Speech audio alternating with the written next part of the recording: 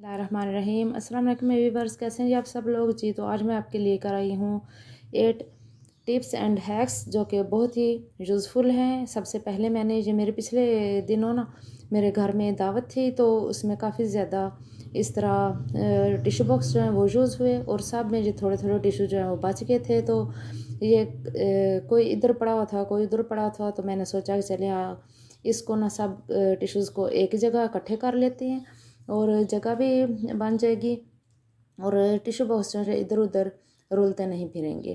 तो मैंने एक बॉक्स में से जो टिश्यू थे थोड़े से उसको निकाल के तो इसको तय दर तय इस तरह लगा लिया, जिस तरह ये शीट्स टिश्यू शीट्स होती हैं एक बॉक्स में, इसी तरह मैंने इनको सेट कर लिया।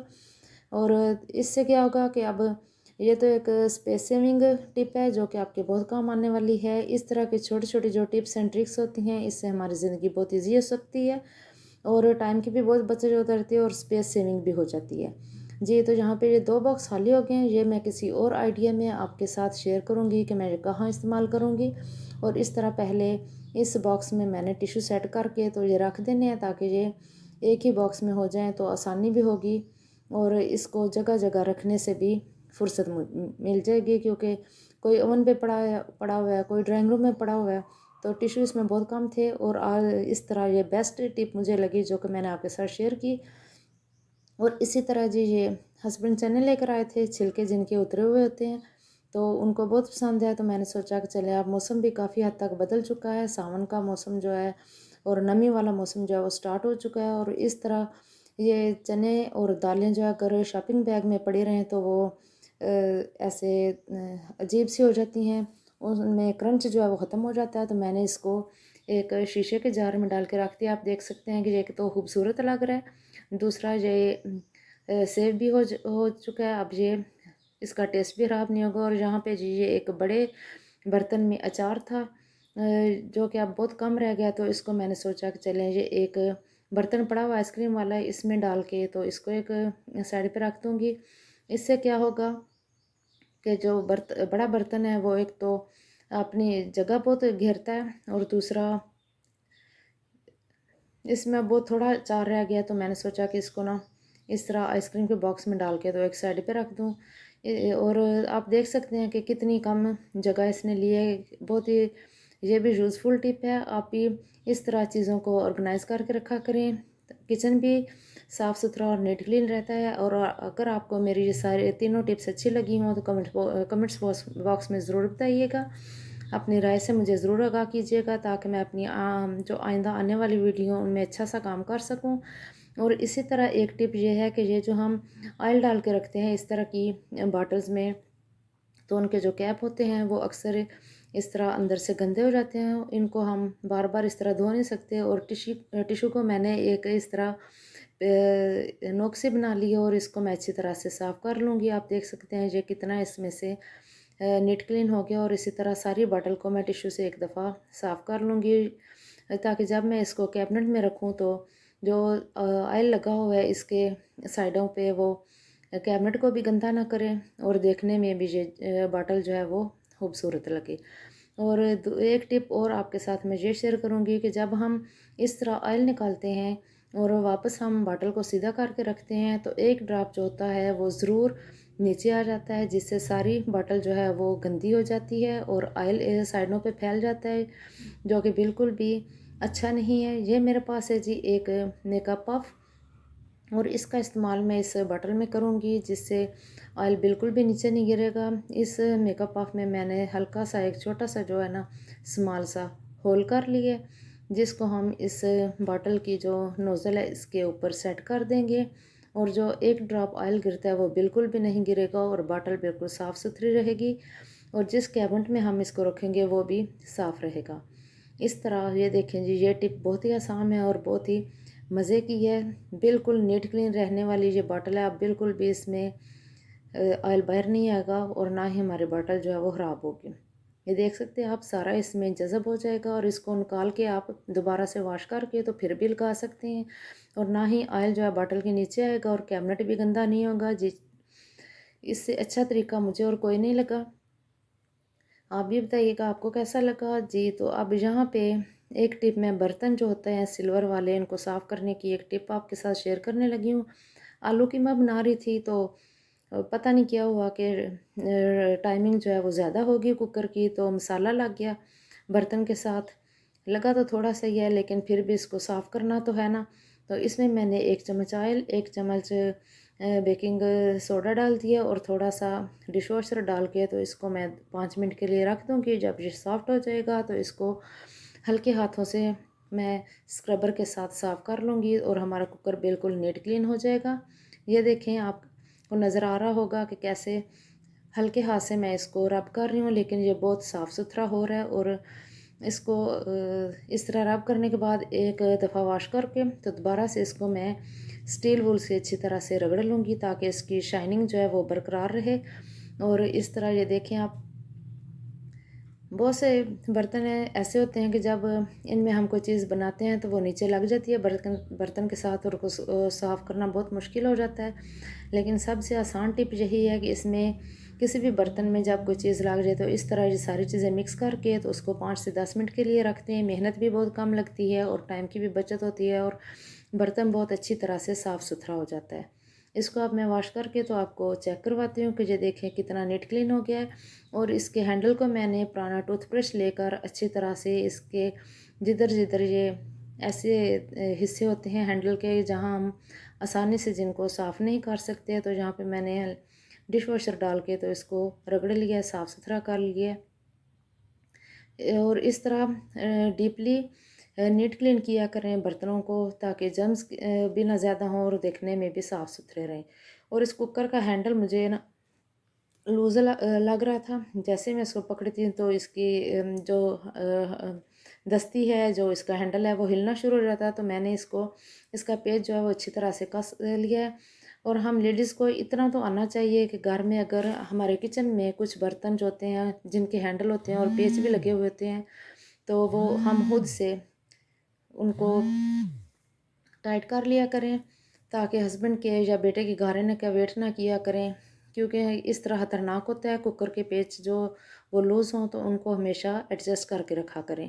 जी, तो अब एक टिप मैं आपके साथ ये शेयर करूँगी कि इस तरह हमारे घरों में अक्सर ग्लास बॉक्स जो होते हैं वो आते हैं, तो हम इनको ऐसे ही वेस्ट कर देते हैं, बिल्कुल भी हम इनसे फ़ायदा नहीं उठाते।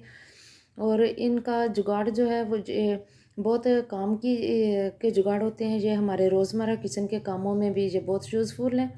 ज़रूरी नहीं कि हम सारा दिन जो है किचन का काम करें तो उसका सारा जो वेस्ट मटेरियल होता है उसको हम ऐसे डस्टबिन में डालते रहें।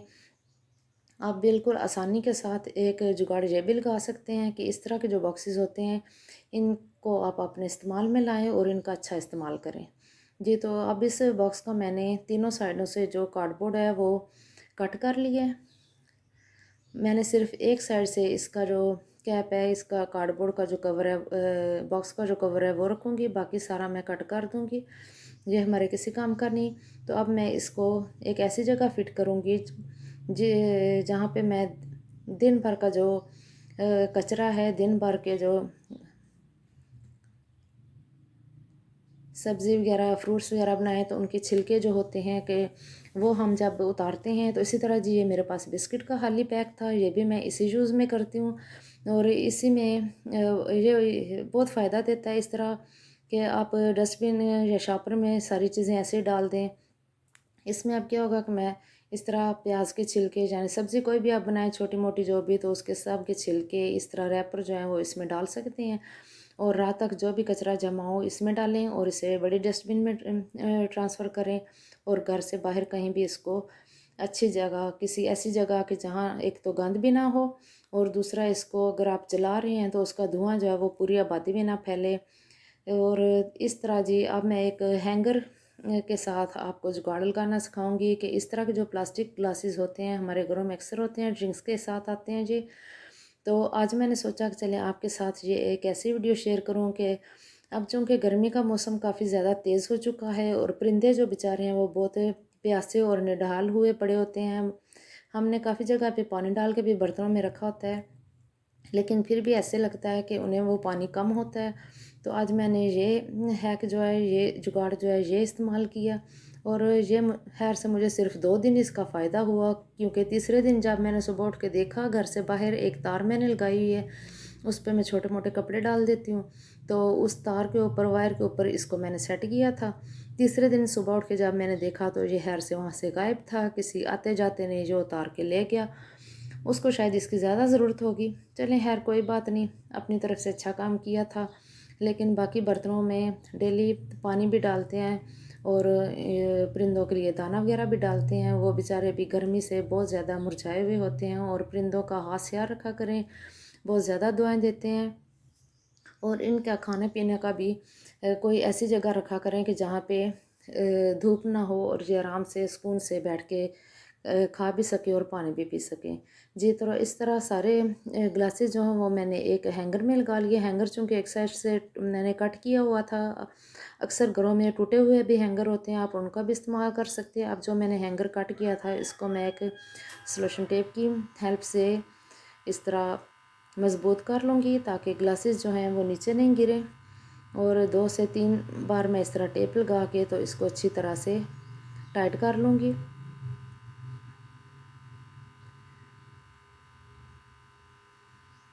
बहुत ही आसान और छोटी मोटी से टिप्स हैं कि जिनसे हमारे किचन में बहुत ज़्यादा हमारी हेल्प हो जाती है। और इसी तरह के जुगाड़ जो होते हैं वो हमारी ज़िंदगी को भी बहुत ज़्यादा सहल बना देते हैं। जी तो इस तरह मैंने सारे ग्लासेस लगा लिए हैं हैंगर के साथ। और जो सॉक्स हैं जो मेरे हस्बैंड लेकर आए थे लेकिन अभी तक उन्होंने पहनी नहीं थी, तो इनका मैं एक जुगाड़ आपके साथ शेयर करूँगी, एक टिप आपके साथ शेयर करूँगी। ये उन मेरी सिस्टर्स के लिए कि जिनके घर बंद होते हैं या छोटे होते हैं या बाहर ऊपर छत पे जाने के लिए उन्हें बहुत ज़्यादा तरद्दुद करना पड़ता है, 2-2 3-3 स्टेयर्स जो हैं वो चढ़नी पड़ती हैं, तो उनके लिए ये एक बेस्ट टिप है। और जब भी आप सॉक्स के ये लेबल उतारें, इनके जो कार्ड वगैरह उतारें, तो कभी भी खींच कर मत उतारें। इससे क्या होता है कि धागा जो होता है वो इसी पिन के साथ, इसी जो पैकिंग जो होती है, टाई जो होती है, इसके साथ ही धागा एक निकल आए तो फिर सारी सॉक्स ख़राब हो जाती हैं। हमेशा सीज़र की मदद से कट करके तो फिर ये लेबल उतारा करें। और जिन मेरी बहनों को ज़रूरत है कि वो घर में अपने छोटे छोटे बच्चों के कपड़े जो है वो ड्राई कर सकें, सॉक्स वगैरह, कैप वगैरह, तो इस तरह एक कप लगा के हैंगर के साथ तो आप इस तरह बहुत सारे कपड़े जो हैं वो हैंग कर सकते हैं। मैंने सॉक्स की एक एग्जांपल आपको दे दी है, आप अपने हिसाब से कपड़े जो हैं वो रख सकते हैं। और अब इनकी जो दूसरी टिप है वो मैं आपके साथ शेयर करूंगी। आप इस तरह के ग्लास भी यूज़ कर सकते हैं और इस तरह के प्लास्टिक ग्लास जो होते हैं ये भी यूज़ कर सकते हैं। लेकिन ये जो ऑरेंज वाले मैंने आपको दिखाए ये ज़रा महंगे पड़ेंगे और ये वाले जो मैंने हैंगर में लगाए हुए हैं ये बहुत सस्ते होते हैं। अब इनमें जी मैं परिंदों के लिए फीड डाल के रखूँगी। 2 ग्लासेस में मैंने दाने डाल लिए, बाजरा डाल लिया और गंदम के दाने डाल लिए। और इनको मैं बाहर एक तार मैंने लगाई हुई है, एक छोटी सी तार है जिस पे कभी कभार ये डस्टिंग वाले कपड़े जो है वॉश करके वो बाहर धूप में डाल देती हूँ ताकि जर्म्स जो हैं वो अच्छी तरह से ख़त्म हो जाएं और कपड़े ड्राई हो जाएं। और दूसरे अब एक गिलास में मैंने ये गंदम के दाने डाल लिए हैं और इनको अब मैं उसी तार के ऊपर हैंग कर दूँगी ताकि परिंदे जो हैं वो वहाँ से पानी भी आसानी से पी सकें और खाना भी आसानी से खा लें। और परिंदों की दुआएं हमेशा लिया कीजिए, इनको खाना और पानी ज़रूर डाला करें। बेचारे बहुत ज़्यादा निढाल हुए हैं, जिस तरह गर्मी पड़ रही है इनके लिए साए का भी इंतज़ाम किया कीजिए। और इनके लिए कुछ ऐसे छोटे छोटे जो घोंसले बनाने की जगह होती है वो खुद से प्रोवाइड किया करें ताकि उनमें ये अपने घोंसले बना सकें। ये तो ट्रेन आ चुकी है, मेरे घर के सामने से ट्रेन गुजरती है। और इसी तरह जी ये मेरे पास ये टैंक के जो बहुत ज़्यादा जार हैं वो जमा हो गए थे और मैं इनका बहुत ज़्यादा इस्तेमाल करती हूँ और इनको मैं रीयूज़ करती हूँ। और ये बहुत फ़ायदेमंद चीज़ है। मेरे पास ये दालें डालने के लिए मुख्तलिफ़ जार थे जो कि मुख्तलिफ़ शेप्स के और मुख्तलिफ़ मटीरियल के हैं। कोई प्लास्टिक का है, कोई शीशे का है। तो मैंने सोचा कि चलो आज ही इन टैंग की जो पैकिंग है इसका इस्तेमाल किया जाए। और ऊपर जो पैकिंग लगी हुई है आप इसको रिमूव भी कर सकते हैं, अगर ना उतरे तो कोई बात नहीं, इसमें टेंशन की कोई बात नहीं। इस तरह अब ये मैं बारी बारी सारे जार जो हैं ये फिल कर लूँगी। एक तो ये एयर टाइट होते हैं, दूसरा इनका कलर बहुत प्यारे लग रहे हैं मुझे। अगर आप चाहें तो इनके ऊपर आप अपनी मर्ज़ी से कोई भी और डेकोरेटेड जो शीट होती है वो लगा सकते हैं, लेकिन मुझे ये ऐसे ही अच्छे लग रहे थे क्योंकि ये काफ़ी कलरफुल से थे। इनके ऊपर मज़ीद एक्स्ट्रा से कुछ भी लगाने की मुझे ज़रूरत फ़ील नहीं हुई। और अब मैंने यहाँ पे सब जार के ऊपर स्टिकर लगा दिए हैं लिख के मेंशन कर दिया है कि कौन से जार में कौन सी चीज़ है। और ये इतने ज़्यादा थे मेरे पास जमा हुए थे कि मैंने इनको 2 से 3 पर्पज़ के लिए यूज़ किए। इनमें से एक ये है कि मैं इनमें अपने ये स्पाइसेस और दालें वगैरह ये डाल के रख लूँगी, और बाकी जो है वो भी मैं इंशाल्लाह आपके साथ ज़रूर शेयर करूँगी। मेरी ये वीडियो भी आप ज़रूर देखिए और आने वाली वीडियो भी लाजमी देखा करें। और मेरे चूँकि ये न्यू चैनल है इसलिए मुझे आपके सपोर्ट की बहुत ज़्यादा ज़रूरत है। अपनी दुआ में याद रखिएगा। अगर आपको मेरी आज की वीडियोज़ और टिप्स एंड ट्रिक्स पसंद आई हों तो प्लीज़ कमेंट्स में ज़रूर बताइएगा। और इस तरह के जार जो हैं इस बिल्कुल भी मत फेंका करें, ये बहुत काम आने वाली चीज़ होती हैं और बहुत ये मज़बूत भी होते हैं, जल्दी टूटते नहीं हैं, इसलिए ये बहुत सारी चीज़ों में इस्तेमाल हो जाते हैं। तो आप भी ट्राई कीजिएगा इस तरह। जब भी कोई टैंक की बोतल घर लाएँ, टैंक का जार घर लाएँ तो संभालते जाएँ, उनको जमा करते जाएँ, और लास्ट में इस तरह किचन में ये बहुत ज़्यादा इस्तेमाल के काम आता है। और इसमें घर में अगर आपके छोटे छोटे कोई कील वगैरह होते हैं जो इस तरह लोहे की छोटी छोटी जो चीज़ें होती हैं, हुक्स वगैरह, वो भी आप इसमें डाल के रख सकते हैं। इनके ऊपर इसी तरह आप स्टिकर लगा दें, मेंशन कर दें कि कौन से जार में कौन सी चीज़ है, तो बहुत आसानी हो जाती है। फिर चीज़ें हमें ढूंढनी नहीं पड़ती, एक ही जगह पे सारी चीज़ें हमें अवेलेबल होती हैं। और इस तरह जी अब मैंने सारे जार में इस तरह दालें फिल कर ली हैं, और इनको मैं कैबिनेट में जब मैंने रखा तो मुझे बहुत ही खूबसूरत, बहुत ही प्यारे लगे, क्योंकि इनके कलर बहुत अच्छे हैं, इसलिए मुझे ये बहुत ज़्यादा अच्छे लगते हैं। अपनी दुआ में याद रखिएगा, वीडियो के बारे में ज़रूर बताइएगा। अल्लाह हाफिज़।